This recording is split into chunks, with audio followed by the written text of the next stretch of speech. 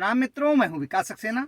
सामाजिक एवं राजनीतिक घटनाओं के विश्लेषण के यूट्यूब चैनल चैतन्य में आपका स्वागत है। आप देख रहे हैं विकास की बात। दिल्ली जो एक लंबे समय से रेवेन्यू सरप्लस स्टेट रहा है, 30 साल बाद हालत ये हो गई है कि उसकी हालत रेवेन्यू डिफिसिट की तरफ जा रही है। यानी कि इसको अगर हम सरल भाषा में समझें तो आज तक दिल्ली का जो रेवेन्यू कलेक्शन हुआ करता था, यानी कि जो उसकी आमदनी हुआ करती थी विभिन्न स्रोतों से, वो उसके खर्चे से ज़्यादा हुआ करती थी। लेकिन बीते 10 साल में हालत ये हो गई है कि दिल्ली के खर्चे उसकी आमदनी से ऊपर निकल गए।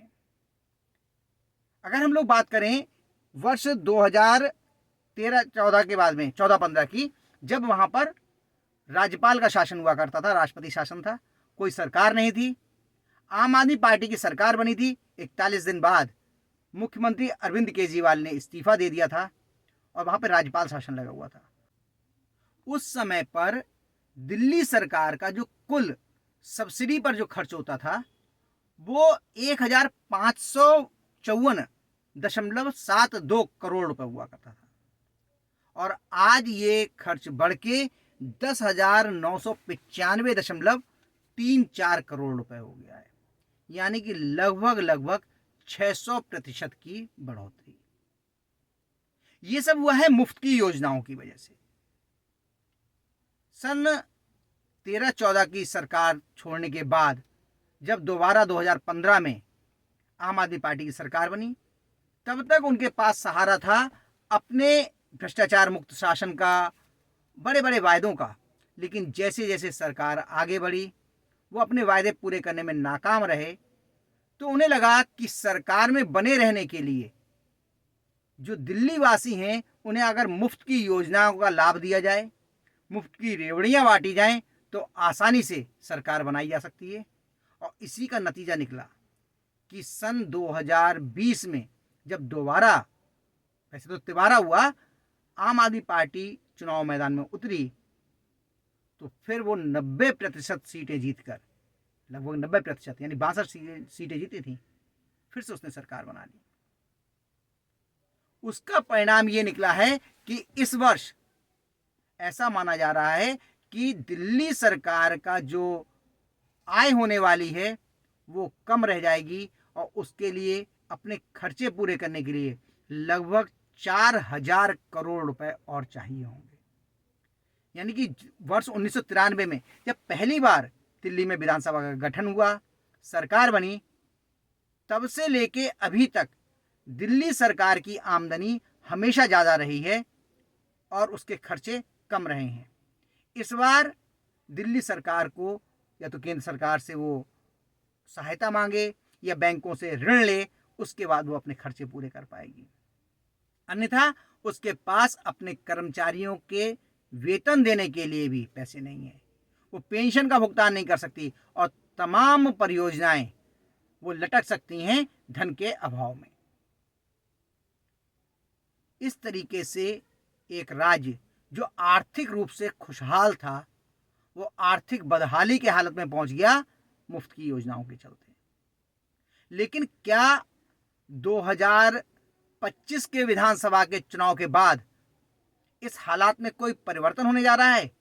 तो इसकी उम्मीद ना के बराबर है, क्योंकि जो 3 प्रमुख राजनीतिक दल चुनाव मैदान में उतरे हुए हैं, चाहे वो भारतीय जनता पार्टी हो, आम आदमी पार्टी हो या फिर कांग्रेस, इन तीनों ने ही जो वायदे किए हैं वो वायदे पूरा करने में दिल्ली सरकार का दिवाला निकलना तय है। जो अभी अतिरिक्त खर्च आपको 4,000 रुपए या 3,000 रुपए के करोड़ रुपए के आसपास दिख रहा है, 3,000 करोड़ या 4,000 करोड़ के आसपास, अगर इन योजनाओं को लागू किया गया और इनका लाभ दिल्ली सरकार ने वहां की जनता को दिया, तो ये खर्चा 40,000 करोड़ रुपए तक प्रतिवर्ष अतिरिक्त हो सकता है। जिस दिल्ली सरकार का इस समय पर बजट यानी कि आमदनी लगभग 62,000 करोड़ रुपए है, उसके ऊपर 40,000 करोड़ लगभग अतिरिक्त खर्च हो सकते हैं। यानी कि उसका कुल खर्चा 1 लाख करोड़ से ऊपर निकल सकता है। तो कहाँ से पूरा होगा ये? इसके लिए या तो वो कर्ज लेगी या केंद्र से सहायता पर निर्भर होगी। जो वायदे किए हैं वो भी बड़े समझने वाले हैं। आम आदमी पार्टी अभी तक दिल्ली की जनता को 200 यूनिट तक फ्री बिजली दे रही है और 201 से लेकर 400 यूनिट तक वो कह रही है कि हम उस पर 50% उस पर जो है वो सब्सिडी देंगे। इसके परिणाम स्वरूप बिजली की योजना पर जो सब्सिडी थी वो 291.94 करोड़ रुपए हुआ करती थी वर्ष 2014-15 में, जब राज्यपाल का शासन था। लेकिन इस वर्ष ये 3600 करोड़ यानी 3600 करोड़ रुपए पहुंच चुकी है। इसी प्रकार जो दिल्ली जल बोर्ड है, इसकी सब्सिडी का खर्च हुआ करता था लगभग 20.83 करोड़, वो भी बढ़ के इस साल 200 करोड़ रुपए हो गया है, क्योंकि दिल्ली में 300 लीटर तक मुफ्त पानी दे रही है आम आदमी पार्टी की सरकार प्रति महीने। अब इसके अलावा मुख्यमंत्री महिला सम्मान योजना के नाम पर वहां पर प्रत्येक महिला को 1000 रुपया प्रति माह दिया जा रहा है और बहुत सारी योजनाएं चलाई जा रही हैं। महिलाओं के लिए मुफ्त बस यात्रा करवाई जा रही है और अब ये कहा जा रहा है, जो वायदा किया है आम आदमी पार्टी ने, उन्होंने कहा ये सब योजनाएं चलेंगी। जो महिलाओं के लिए 1000 रुपया प्रति माह दिया जा रहा है, इसको बढ़ाकर 2100 रुपये कर दिया जाएगा। बुजुर्गों के लिए मुफ्त इलाज की सुविधा रहेगी, चाहे वो प्राइवेट अस्पताल में कराएं और चाहे सरकारी अस्पताल में कराएं। छात्रों के लिए भी बस यात्रा मुफ्त कर दी जाएगी। इस तरीके से कई हजार करोड़ का खर्च बढ़ाने का इंतजाम किया है आम आदमी पार्टी ने। कांग्रेस को भी लगता है कि मुफ्त की योजनाएं उनकी घोषणा किए बिना दिल्ली के विधानसभा चुनाव में सफलता मिलना संभव नहीं है, इसलिए वो भी आम आदमी पार्टी के नक्शे कदम पर चलते हुए उसने कह दिया है कि वो भी महिलाओं के लिए 2100 रुपए प्रति माह पेंशन दिया करेगी अगर उसकी सरकार बनी तो। और इसके अलावा जो युवा हैं उनके लिए अप्रेंटिस स्कीम के तहत 8500 रुपए प्रति माह जो है वो उनको छात्रवृत्ति दिया जाएगी। लेकिन सबसे ज्यादा उम्मीदें जिसके लिए लग रही हैं आम आदमी पार्टी के लिए हटा करके जो अपनी सरकार बना सकती है, वो पार्टी है भारतीय जनता पार्टी। भारतीय जनता पार्टी तो वायदे करने में इन दोनों दलों से आगे निकल गई है और अगर इसकी सरकार बनती है और इन्हें अपने वायदे पूरे करने होते हैं तो ये खर्चे 40,000 करोड़ रुपए से ज्यादा के बैठेंगे प्रतिवर्ष। क्या वायदे किए हैं भारतीय जनता पार्टी ने? उन्होंने कहा है कि हम महिलाओं के लिए 2500 रुपए प्रति माह दिया करेंगे। यानी कि आम आदमी पार्टी और कांग्रेस ने 2100 कहे तो उन्होंने कह दिया 2500 रुपए देंगे। जो गर्भवती महिलाएं हैं उनके लिए मातृत्व सुरक्षा योजना के नाम पर 21,000 रुपए देने का वायदा किया गया है। इसके अलावा दिल्ली में जो अभी आयुष्मान कार्ड की योजना जो है वो अभी लागू नहीं है, उन्होंने कहा है कि हम आयुष्मान योजना को लागू करेंगे और इसके अलावा 5 लाख रुपए का अतिरिक्त स्वास्थ्य बीमा भी लोगों के लिए, बुजुर्गों को प्रदान किया जाएगा। और उसने ये वादा किया है कि दिल्ली में अटल कैंटीन चलाई जाएंगी जिनमें झुग्गी झोपड़ियों में रहने वाले लोगों के लिए 5 रुपए में भरपेट पौष्टिक भोजन मिलेगा। अब समझिए, अगर कोई व्यक्ति 2 टाइम खाना खाता है, 5-5 रुपए में यानी 10 रुपए में उसे दोनों टाइम का भोजन मिल जाया करेगा। और पौष्टिक भोजन एक बार का बनाने में 30 से 40 रुपए का खर्च आएगा, ये तय है। यानी कि लगभग 60 से 70 रुपए प्रतिदिन का प्रति व्यक्ति का खर्च अतिरिक्त पड़ेगा दिल्ली सरकार के ऊपर।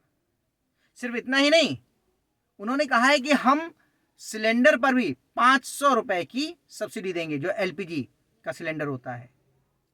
तो पूरे देश के, दिल्ली के अलावा बाकी देश के जो वाशिंदे हैं उनका क्या अपराध है कि उनके लिए पूरी कीमत पर सिलेंडर मिलेगा और दिल्ली के वासियों को 500 रुपए की सब्सिडी दी जाएगी। क्या उन्होंने कोई अपराध किया है? इसके अलावा 60 वर्ष से अधिक और 70 वर्ष तक के जो बुजुर्ग हैं उनके लिए 2,500 रुपये प्रति माह की वृद्धावस्था पेंशन दी जाएगी, और जिन बुजुर्गों की आयु 70 वर्ष से अधिक है उन्हें 3,000 रुपये प्रति माह की पेंशन दी जाएगी। आप समझिए, भारतीय जनता पार्टी की सरकार के बारे में कहा जाता है कि वित्तीय अनुशासन के मामले में ये सरकार बहुत सख्त है। सरकारों का खर्चा बहुत ज़्यादा ना बढ़े, मुफ्त की रेवड़ियों पे बहुत ज़्यादा खर्च ना हो, ताकि देश को आर्थिक प्रगति के पथ पर आगे बढ़ाया जा सके। वही सरकार दिल्ली में जिस तरह की घोषणाएं कर रही हैं, ये हैरान करने वाला है। इस तरीके से बाकी राज्यों को भी एक उदाहरण पेश करने का मौका मिलेगा कि जब दिल्ली में भारतीय जनता पार्टी इस तरह के काम कर सकती है, मुफ्त की रेवड़ियां बांट सकती है, तो अन्य राज्य क्यों नहीं बांट सकते। जो कांग्रेस पर या दूसरे राज्यों पर भारतीय जनता पार्टी के नेता आरोप लगाते हैं मुफ्त की रेवड़ियां बांटने के, दिल्ली में वो आम आदमी पार्टी और कांग्रेस से भी आगे निकल गए हैं। इसका आने वाले समय में बड़ा नुकसान दिल्ली की जनता को ही उठाना पड़ेगा, क्योंकि जो ये अतिरिक्त खर्च होगा इसका ब्याज भी उन्हीं की जेब से देना पड़ेगा। हालत ऐसी हो जाएगी कि जितना टैक्स कलेक्शन हुआ करेगा, रेवेन्यू जनरेट हुआ करेगा दिल्ली में, उसका एक बड़ा हिस्सा इस जो कर्ज लेना पड़ेगा इन योजनाओं को पूरा करने के लिए, उनका ब्याज देने में निकल जाएगा। सरकार चाहे आम आदमी पार्टी की बने, चाहे कांग्रेस की बने या भारतीय जनता पार्टी की बने, अगर इन योजनाओं को लागू किया गया तो आप ये मान के चलिए कि दिल्ली का दिवाला निकलना तय है। जो राज्य वर्ष 1993 से लेकर लगातार आर्थिक अनुशासन के लिए जाना जाता था और आर्थिक रूप से समृद्ध था, उसके राजस्व वसूली उसके खर्चों से ज़्यादा थी, वो राज्य 10 सालों के भीतर आर्थिक बदहाली की हालत में पहुंच गया है।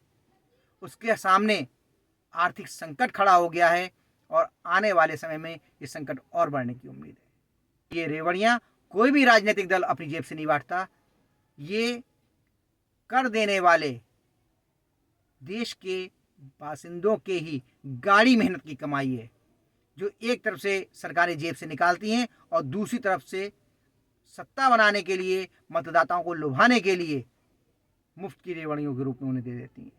तो आज के अंक में बस इतना ही। अगले अंक में हम लोग फिर मिलेंगे किसी नए मुद्दे के साथ। तब तक के लिए अनुमति दीजिए।